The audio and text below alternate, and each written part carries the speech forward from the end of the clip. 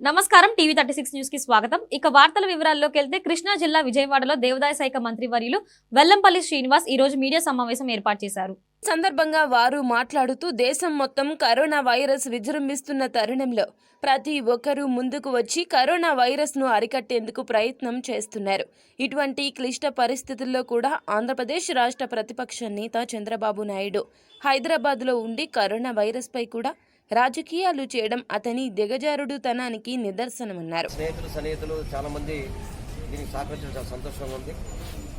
ఏదేమైనా కానీ ఈ కరోనా గురించి ప్రపంచవ్యాప్తంగా కూడా ఆందోళన చెంది ఈ యొక్క కరోనా నివారణ కోసం ప్రతి ఒక్కళ్ళు ముందుకు రావాలనే ప్రయత్నం చేస్తుంటే మన రాష్ట్రంలో మాత్రం ప్రతిపక్ష నాయకుడు హైదరాబాద్లో కూర్చొని ఈ రాష్ట్ర ప్రభుత్వాన్ని అవమానించే విధంగా ఈ రాష్ట్ర ప్రభుత్వం మీద బురద జల్లే విధంగా హైదరాబాద్లో కూర్చొని అతను వీడియో కాన్ఫరెన్స్ ద్వారా సెల్ ఫోన్ ద్వారా చూడడం జరుగుతుంది. చాలా బాధాకరంగా ఉంది. 40 ఏళ్ల ఎక్స్పీరియన్స్ ఉన్న రాజకీయ నాయకుడు అని చెప్తాడు. ఈ రాష్ట్ర ప్రభుత్వానికి ఒక చక్కటి సూచన ఇస్తాడని చెప్పనుకుంటే ప్రతిరోజు ఈ ప్రభుత్వం విమర్శించడం తప్ప ఎక్కడ కూడా సూచనలు కనబడే పరిస్థితి లేదు. ప్రతిరోజు కూడా ఈ కరోనా సందర్భంగా అయినా సరే ఈ ప్రభుత్వాన్ని సహకరించి పేద ప్రజలకు మంచి చేయాలని చెప్పి అనుకుంటే ఎలక్షన్ కమిషన్ ద్వారా మళ్ళీ ఆపించాలని చెప్పిన ఏదైతే ప్రభుత్వం సంక్షేమ పథకాలు చేస్తుందో వాటన్నింటినీ కూడా ఆపించాలని చెప్పిన కుట్ర చేయడం కూడా చంద్రబాబు చేస్తున్న పని అని చెప్పి మనం ఆలోచించాలి. ఈరోజు ఎన్నికల కమిషన్ అడ్డం పెట్టుకొని కన్నా లక్ష్మణ్ గారు కావచ్చు, సిపిఐ రామకృష్ణ కావచ్చు, ఈరోజు చంద్రబాబు కావచ్చు, వీళ్ళందరూ కూడా చంద్రబాబుకి తోక పార్టీలాగా పనిచేస్తున్న సంగతి మనందరూ కూడా గమనిస్తున్నాం. ఏదేమైనా కానీ ఈరోజు ప్రతి ఒక్కళ్ళు కూడా పేద ప్రజల్ని ఆదుకోవాలన్న పరిస్థితి, ప్రతి ఒక్కరికి కూడా ఎక్కడ కూడా జీవనోపాధి జరగని పరిస్థితి, ఎక్కడ కూడా వాళ్ళకి పనులని చేయలేని పరిస్థితిలో ఉన్నారు. కాబట్టి మానవత దృష్టితో చేయాలి తప్ప ప్రతి దానికి కూడా రాజకీయ కోణం చూడడం, రాజకీయంగా వాళ్ళని ఇబ్బంది పెట్టాలని. ఎందుకంటే ఆంధ్ర రాష్ట్ర ప్రజలు అతను ఓడించాడని చెప్పి హక్కుతో తెలంగాణలో కూర్చొని ఈ ఆంధ్ర రాష్ట్ర ప్రజలు ఇంకా ఇబ్బందులు ఉండాలని చెప్పిన చంద్రబాబు ప్రయత్నం చేస్తున్న సంగతి ప్రతి ఒక్కళ్ళు గమనిస్తున్నారు. ఏదేమైనా కానీ ఇంతకుముందు కన్నబాబు గారు ఆయన రాసిన లెటర్ల గురించి కానీ ఆయన చేస్తున్న పనుల గురించి కూడా చెప్పడం జరిగింది. ఇవన్నీ కూడా పూర్తిగా వాస్తవాలు. చంద్రబాబు ఈ యొక్క రాష్ట్ర ప్రభుత్వం మీద కావాలని అక్కుస్తూనే ఇవన్నీ కూడా చేస్తున్నాడు. వీటిని పూర్తిగా ఖండిస్తూ ఏదేమైనా పేద ప్రజలకి అండగా ఉండాలని చెప్పిన ప్రభుత్వం తరఫున ఇటు పార్టీ తరఫున అందరం కూడా మేము పనిచేస్తున్నామని చెప్పి మీ ద్వారా కూడా తెలియపరచుకుంటున్నాం.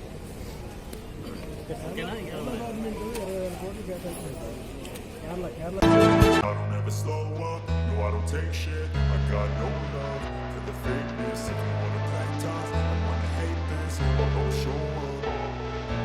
I don't ever slow up, no I don't take shit. I got no love. Vijayawada 2వ పట్టణ police station circle inspector Mohammed Umar ప్రత్యేకంగా టీవీ 36 తో మాట్లాడడం జరిగింది. ఈ సందర్భంగా వారు మాట్లాడుతూ కరోనా వైరస్ విజృంభిస్తున్న తరుణంలో ప్రజలు నిత్యావసరాలు కొనుక్కోవడానికి వేళలు మార్పు చేయడం జరిగిందని, ఉదయం 6 నుండి 9 గంటల వరకు మాత్రమే ప్రజలు బయటకు వచ్చి నిత్యావసరాలు కొనుగోలు చేయాలని మరియు అనవసరంగా ప్రజలు రోడ్ల మీదకు వచ్చి ఇబ్బందులకు గురి కాకుండా ఉండాలని మరియు కరోనా వైరస్కు వ్యతిరేకంగా చేస్తున్న యుద్ధంలో ప్రజలందరూ రాష్ట్ర ప్రభుత్వం యొక్క సూచనలు సలహాలు తప్పకుండా పాటించాలని తెలిపారు. 2 గంటల లోపు కొనుక్కోవాల్సిందిగా కోరుచున్నాము. దయచేసి అన్నెసరిగా ఎవరు బయటికి రావద్దు. దానివలన ఎక్కువ మంది రోడ్ల మీద తిరిగితే ఎక్కువ వైరస్ వ్యాప్తి చెందే అవకాశం ఉంది. విజయవాడ నగరంలో ఎక్కువ పాజిటివ్ కేసులు నమోదైంది. అలాగే 2వ పట్టణ పోలీస్ స్టేషన్ పరిధిలో ఓల్డ్ ఆర్ఆర్పేటలో కానీ, చేపల మార్కెట్లో కానీ, మరి కొత్తగా శ్రీనివాస మహల్ వెనక పాజిటివ్ కేసు నమోదైంది. కాబట్టి మేము ఎక్కడికక్కడ బ్యారికేడ్లు వేసి పబ్లిక్ యొక్క మూవ్మెంట్ని రిస్ట్రిక్ట్ చేస్తున్నాం. కానీ ప్రజలందరూ కూడా సహకరించాలి. మీరందరూ కూడా ఎవరికాళ్ళు ఇళ్లలో ఉండి ఏదైనా అత్యవసరం అయితే తప్ప బయటికి రావద్దని మేము మా పోలీస్ శాఖ నుంచి కోరుతున్నాం. ఏదైనా మెడికల్ ఎమర్జెన్సీ కానీ, హెల్త్ ఎమర్జెన్సీ కానీ, ఇతర అత్యవసరాలు ఉంటేనే బయటికి రావాల్సిందిగా కోరుతున్నాం. లేనట్లయితే ఏదైనా రేషన్ కొనుక్కున్నా, లేకపోతే కూరగాయలు కొనుక్కున్నా ఒక వారానికి సరిపడా కొనుక్కొని మీరు ఇళ్లకే పరిమితం అయితే ఎంత తొందరగా పబ్లిక్ అందరూ కోఆపరేట్ చేస్తే మనం ఈ వైరస్ని అంత తొందరగా అరికట్టగలం. పబ్లిక్ యొక్క కోఆపరేషన్ లేకుండా ఏ శాఖ కూడా ఏమీ చేయలేదు. దయచేసి మరొకసారి విజ్ఞప్తి ఏంటంటే సాంఘిక దూరం పాటించండి.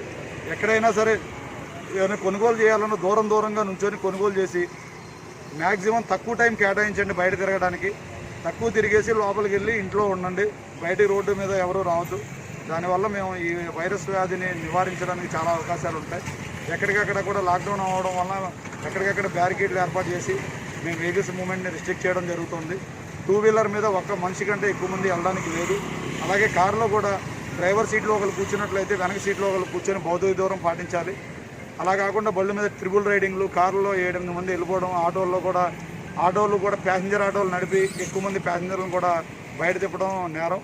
కాబట్టి పై అధికారుల ఆదేశాల ప్రకారం ఎక్కువ కేసులు నమోదు చేయమని చెప్తున్నారు. ఏమన్నా ఉల్లంఘనలు ఈ నిబంధనలు ఉల్లంఘించినట్లయితే కంపల్సరిగా ఎవరైతే చేస్తారో ఈ నిబంధనలు ఉల్లంఘించిన వాళ్ళ మీద చట్ట ప్రకారం చర్య తీసుకుని ఎఫ్ఐఆర్ నమోదు చేస్తాం. గుంటూరు కొత్తపేట సిఐ రాజశేఖర్ రెడ్డి గారు టీవీ 36 ప్రతినిధితో మాట్లాడుతూ ప్రజలకు లాక్డౌన్ పట్ల అవగాహన కల్పిస్తున్నామని, అయినా కూడా చాలా మంది రోడ్ల మీదకి వస్తున్నారని ఆయన అన్నారు. ఏదో చిన్న చిన్న పనుల నిమిత్తం వచ్చి రోడ్ల మీద తిరుగుతున్నారు అని ఎస్పీ గారి ఆదేశాల మేరకు కఠినంగా అమలు చేస్తున్నట్లు ఆయన తెలిపారు. ప్రజలు కూడా స్వచ్ఛందంగా ఇంట్లోనే ఉండి వ్యక్తిగత పరిశుభ్రత, మాస్కులు ధరించడం, వాడడం ద్వారా ఈ వైరస్ నుండి విముక్తి పొందాలని, వారి కోసం మేము బయట డ్యూటీ చేస్తున్నామని, మా కోసం వారు ఇంట్లోనే ఉండాలని సూచించారు. ట్రాఫిక్ జామ్ సృష్టిస్తున్నారు, నిత్యావసరాలు, అత్యవసర సర్వీసులకు ఆటంకం కలగజేస్తున్నారు తప్ప ఉపయోగం లేదు. ప్రభుత్వ ఉద్యోగులు కూడా, మెడికల్ సర్వీస్ వాళ్ళు కూడా రోడ్ల మీద ఫ్రీగా పోలేని పరిస్థితి క్రియేట్ చేస్తున్నారు. ఇక్కడ రెడ్ జోన్ల దృష్ట్యా పట్టణంలో చాలా చోట్ల రెడ్ జోన్లు అమల్లోకి వచ్చినాయి. కోవిడ్ పాజిటివ్ పేషెంట్లు ఉండటం వల్ల ఆ రెడ్ జోన్లు ఇంప్లిమెంటేషన్ వల్ల ఇంటర్నల్ బ్యారికేడ్స్ ఉన్నాయి. అక్కడికక్కడ కాలనీలలో అంతర్గతంగా రోడ్లు మూసివేయడం జరిగింది. అది తెలుసుకోకుండా ప్రజలు రోడ్ల మీదకి వచ్చి ఇష్టం వచ్చినట్టు తిరిగి ఒక ప్రాంతానికి ఇంకో ప్రాంతానికి విపరీతంగా తిరుగుతున్నారు. దయచేసి అర్థం చేసుకోవాలి, అందరూ ప్రజలు సహకరించాలి.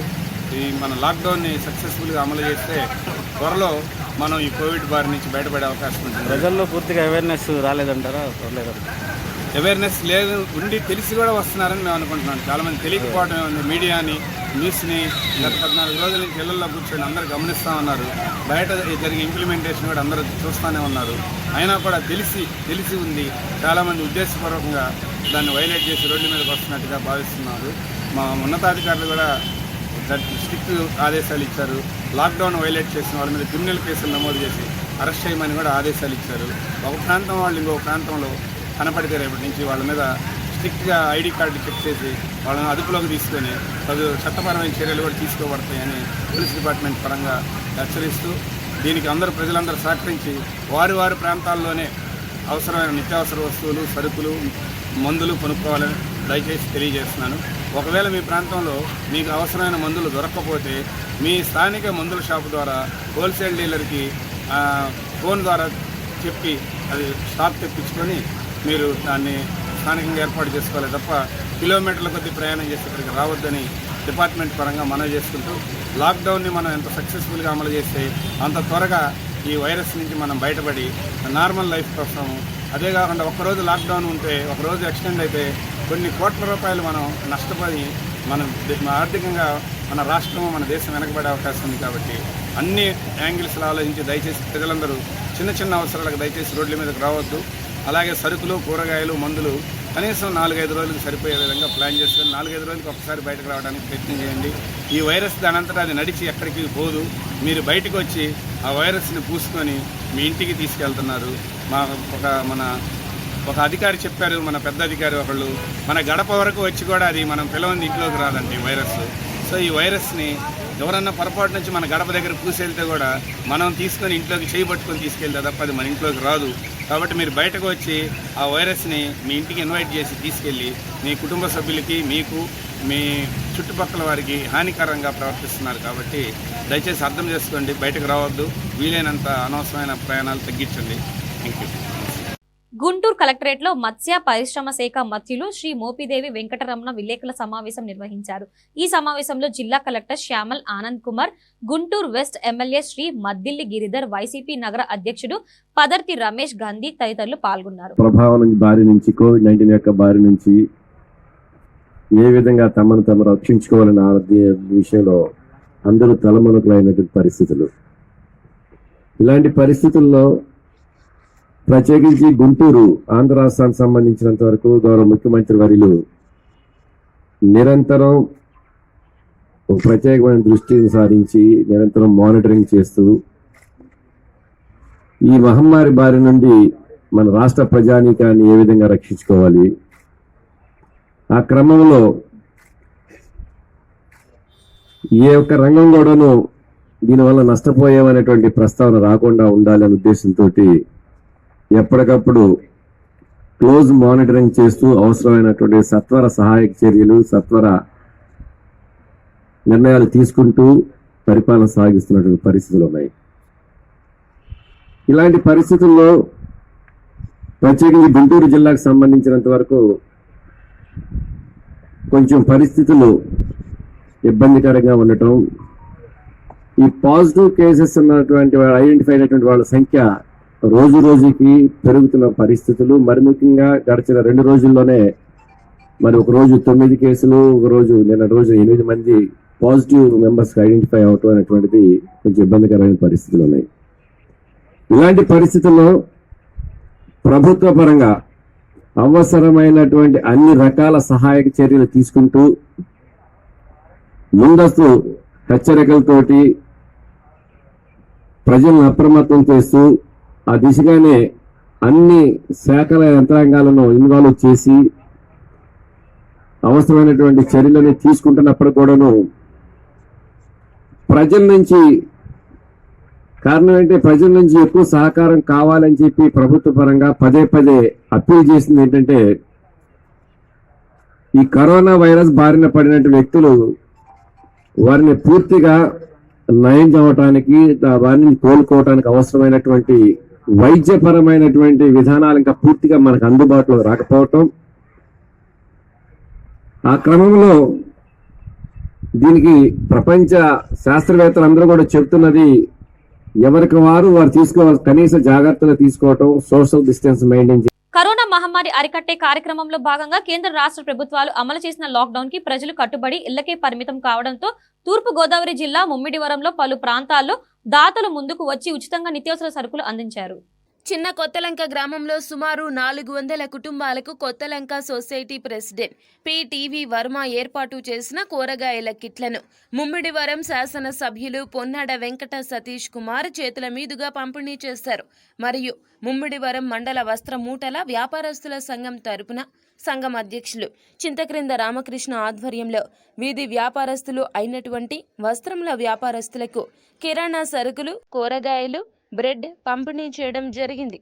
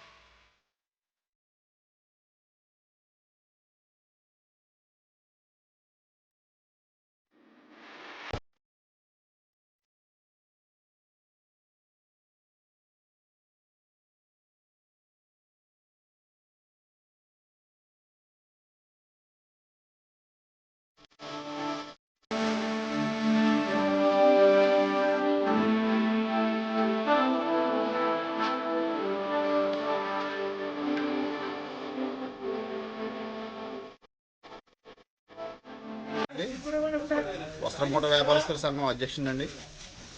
ఈరోజు ఈ ప్రకృతి విలయతాండవానికి అల్లాడిపోతున్నటువంటి ఈ వీధి వ్యాపారస్తులు బాధను చూసి మా సంఘం వారు ఈరోజు కాయగూరలు అలాగే కిరాణా కిట్లు మనం పంచడం జరుగుతుంది. ఈ ప్రభుత్వం వారికి విజ్ఞప్తి చేసేది ఏంటంటే, ఈ వీధి వ్యాపారస్తులు పరిస్థితి చాలా దుర్భర పరిస్థితుల్లో ఈవేళ వీధి వ్యాపారస్తులు ఉన్నారు. 3 వారాలు సుమారు నుంచి ఈవేళ ఎవరు బయటికి వెళ్లకుండా కుటుంబాలు పోషించుకోవడం చాలా దుర్భర పరిస్థితిలో ఉన్నారు. కాబట్టి ప్రభుత్వం వారు ఈ వీధి వ్యాపారస్తులను కూడా ఆదుకోవాలని కోరుకుంటూ ఈ అవకాశం ఇచ్చినటువంటి పెద్దలకు నా నమస్కారం. ఈ వీధి వ్యాపారస్తుల ఇబ్బందులు చూసి ఈ వస్త్రమూట వ్యాపారస్తుల సంఘం కలగజేసుకుని ఈవేళ మనం ఈ వీధి వ్యాపారస్తులకి మన కిరాణా సరుకులు, కాయగూరలు అందజేయడం జరుగుతుంది. కాబట్టి ఈ ఇబ్బందులను ప్రభుత్వం వారు కూడా గమనించి వీధి వ్యాపారస్తులను ఆదుకోవాల్సిందిగా కోరుతున్నాం. తూర్పుగోదావరి జిల్లా రామచంద్రపురం నియోజకవర్గం రామచంద్రపురం సబ్ డివిజన్ పరిధిలో DSP Raj Gopal Reddy circle inspector వి శ్రీనివాస్ ఎస్ఐ వి విజయ్ కుమార్ పోలీసులే కాదు మహాదాతలని కూడా అనిపించుకున్నారు. రామచంద్రపురం పోలీసులు బుధవారం రామచంద్రపురం ఎదురుగా పారిశుద్ధ్య కార్మికులకు దీర్ఘకాలిక రోగాల చేత బాధించబడుతున్న వారికి సుమారు 250 మందికి ఉచితంగా బియ్యం, పప్పు, సబ్బులు, శీతల పానీయాలను ఉచితంగా అందజేసి తమ దాతృత్వాన్ని చాటుకున్నారు.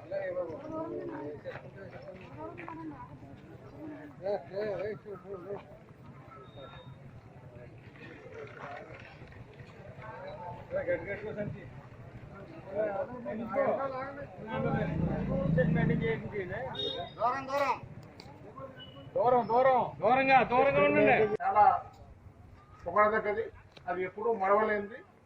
మేము కలకాలం ప్రజలంతా గుర్తుపెట్టుకుంటారు. మీకు వీటి వల్ల పుణ్యం కూడా వస్తుంది. మీకు కావాల్సిన రెమ్యునరేషన్ ఇవ్వలేకపోవచ్చు, కానీ ఖచ్చితంగా మీకు ఇంతమందికి సహకారం చేస్తున్న మీకు దేవుడు ఖచ్చితంగా మీకు మేలు చేస్తాడు. మీరు మీ కుటుంబ సభ్యులు ఆరోగ్యంగా ఉండాలని ఆ దేవుణ్ణి ప్రార్థిస్తున్నాం. అట్లే కాకుండా మీరు జాగ్రత్తలు తీసుకోవాల్సిన మాస్క్ ఖచ్చితంగా వేసుకోండి. తర్వాత వీలైతే గ్లౌజెస్ అప్లై చేస్తారు, గ్లౌజెస్ వేసుకోండి. ఏ జాగ్రత్తలు తీసుకోవాలో మీకు బాగా తెలుసును, వాటికి దూరంగా ఉండండి. మీరు ఫస్ట్ జాగ్రత్తగా మిమ్మల్ని మీరు రక్షించుకునే ఏర్పాటు ఏదైతే ఉందో అన్ని జాగ్రత్తలు మీరు తీసుకుంటారని ఆశిస్తున్నాను. ఎందుకంటే మీకు కుటుంబ సభ్యులు ఉంటారు, ఇంట్లో చిన్నపిల్లలు ఉంటారు. మీరు ఒక్క ఇంటికి కాదు, దాదాపు 100 ఇళ్ళు మీరు తిరగాల్సిన సందర్భం ఉంటుంది. 100 ఇళ్లలో ఉన్న పాచి కానీ ఏదైనా సరే ఆ వస్తువులంతా మీరు క్లీన్ తీసుకొని పోవాల్సిన సందర్భం ఉంటుంది. కాబట్టి మీరు జాగ్రత్తలు తీసుకుంటారని, మేము ఎంత చేసినా ఎవరు ఎంత చేసినా మీకు ఇది మీ మేలైతే మేము మరవలేము. ఇటువంటి విపత్కాల పరిస్థితుల్లో మీరు చేసిన సేవలు అయితే మేము మరవలేము. మీ సేవకు ప్రతిఫలం అయితే ఎవరూ కట్టలేరు, వెళ్ళలేని సేవలు చేస్తూ ఉన్నాము. మిమ్మల్ని జీవితాంతం గుర్తుంచుకుంటాము. మీ అందరికి కూడా మేలు కలగాలని మేము ఆశిస్తున్నాము. మీరు ఏదైనా సరే ఎటువంటి చిన్న ఇబ్బంది కలిగిన పోలీస్ స్టేషన్లో మీరు మాకు ఫిర్యాదు చేస్తే మా వంతు సహాయం మేము చేస్తాం. మా వంతు జాగ్రత్తలు మేము తీసుకొని ఏదైనా సరే గ్లౌజెస్ కానీ మాస్కులు కానీ మీకు తక్కువైతే మాకు వచ్చి చెప్పండి. మేము మీ యూనియన్ లీడర్లు కానీ లేదా మీ గ్రూప్ లీడర్లు ఎవరైనా ఉంటే కూడా మీరు ఎవరైనా డోనార్స్ను అడిగి మీకు అవి సహాయం చేసే పరిస్థితి ఉంటుంది.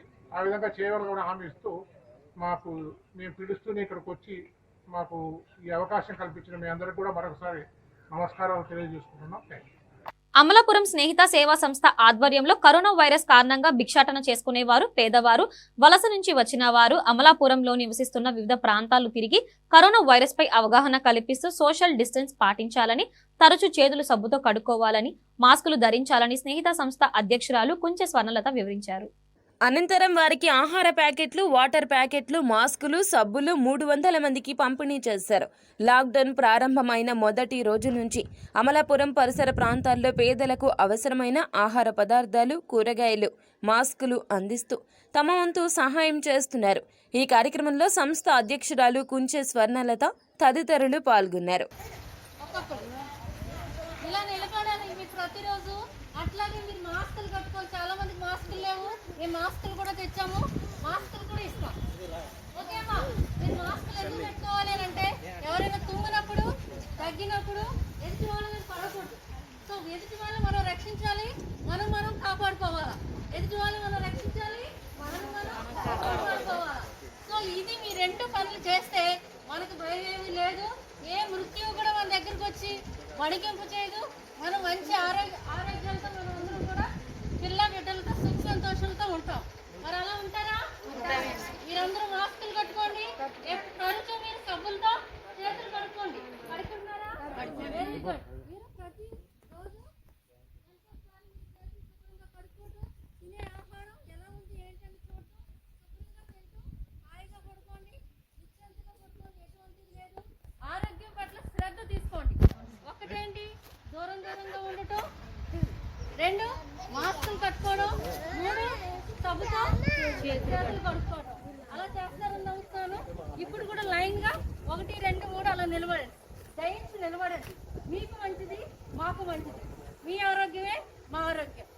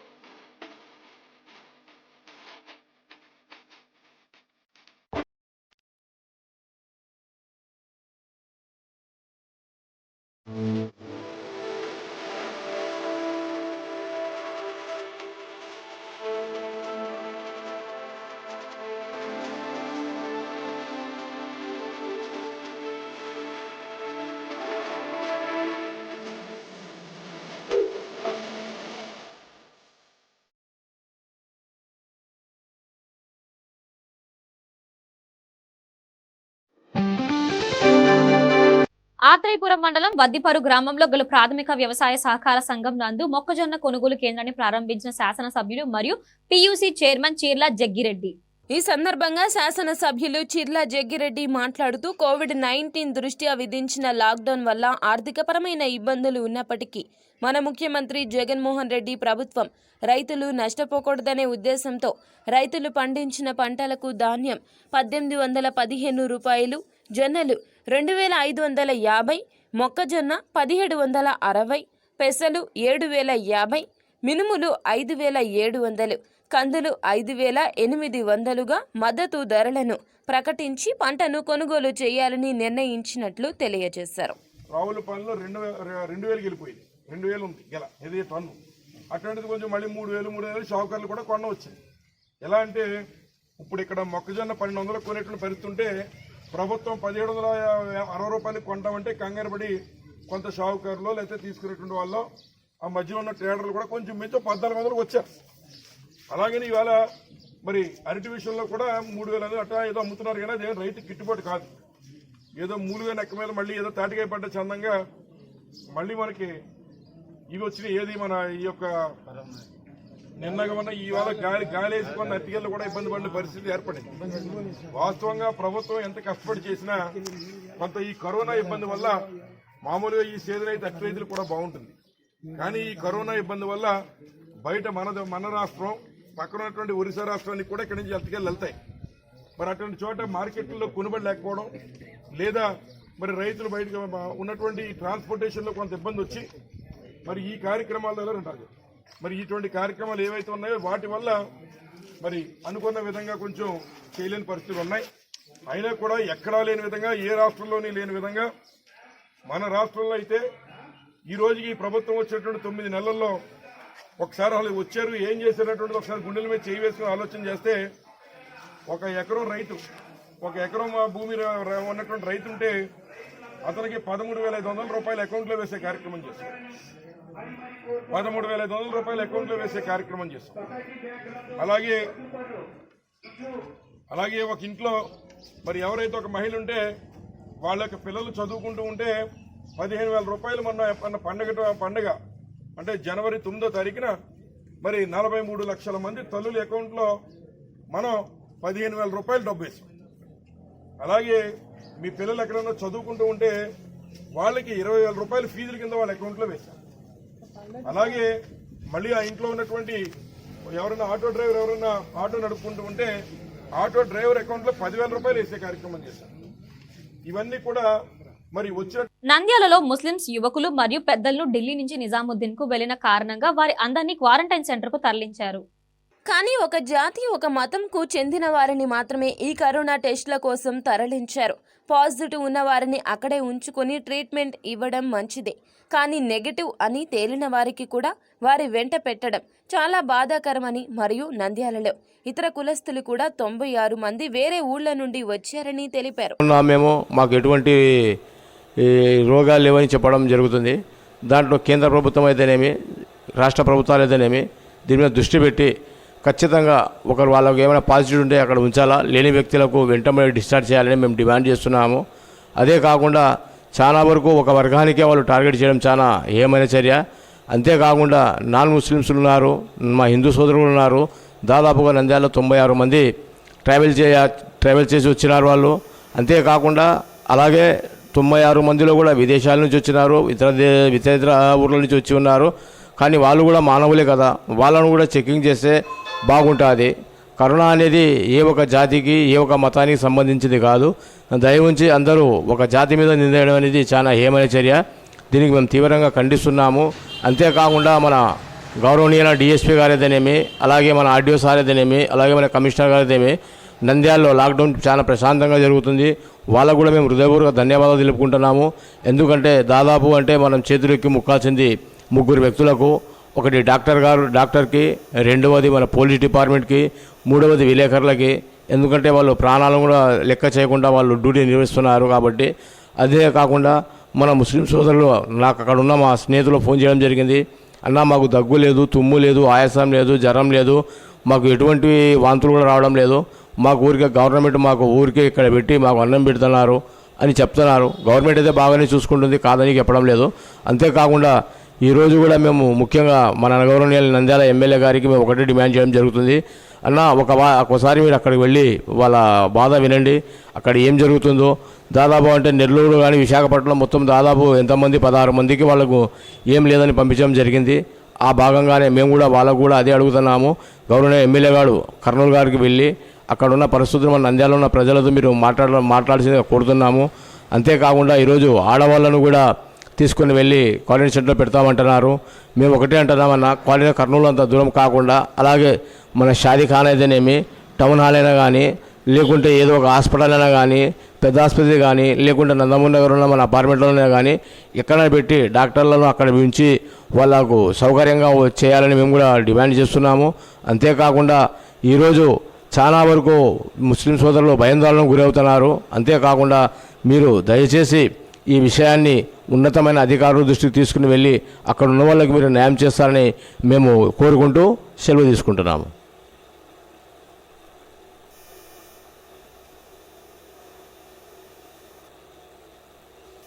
లాక్డౌన్ సందర్భంగా షబే బరాత్ గుడ్ ఫ్రైడే వేడుకలు రద్దు. సిఐ సుధాకర్ రావు, ఎస్ఐ సమందర్ వలి, ప్రకాశం జిల్లా గిద్దలూరు షబే బరాత్ గుడ్ ఫ్రైడే సందర్భంగా గిద్దలూరు ప్రజలకు సిఐ సుధాకర్ రావు విజ్ఞప్తి చేశారు.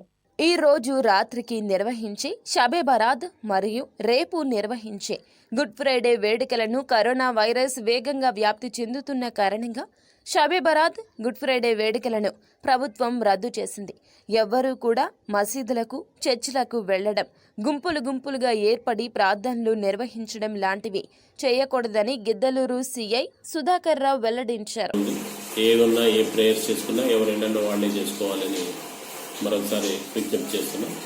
అలాగే రేపటి గుడ్ ఫ్రైడే సందర్భంగా కూడా క్రైస్తవ సోదరులు ఎవరు కూడా చర్చిలకు రావడం, ప్రేయర్స్ చేయడం కూడా నిషేధించడం అయింది. ఎవరి ఇళ్లలో వాళ్ళే ప్రేయర్ చేసుకోమని పోలీస్ డిపార్ట్మెంట్ తరఫున మరొకసారి విజ్ఞప్తి చేస్తున్నాం. అలాగే సోషల్ సర్వీస్ పేరుతో చాలామంది సోషల్ గ్యాదరింగ్ చేస్తున్నారు. బియ్యం అని నిత్యావసర వస్తువులు పంచడం అనేది జరుగుతూ ఉంది. అటువంటి ఎట్టి పరిస్థితుల్లో సోషల్ గ్యాదరింగ్ చేయడానికి వీల్లేదని లేదు. ఏదున్నా కానీ కలెక్టర్ గారి పర్మిషన్తో చేయాలి.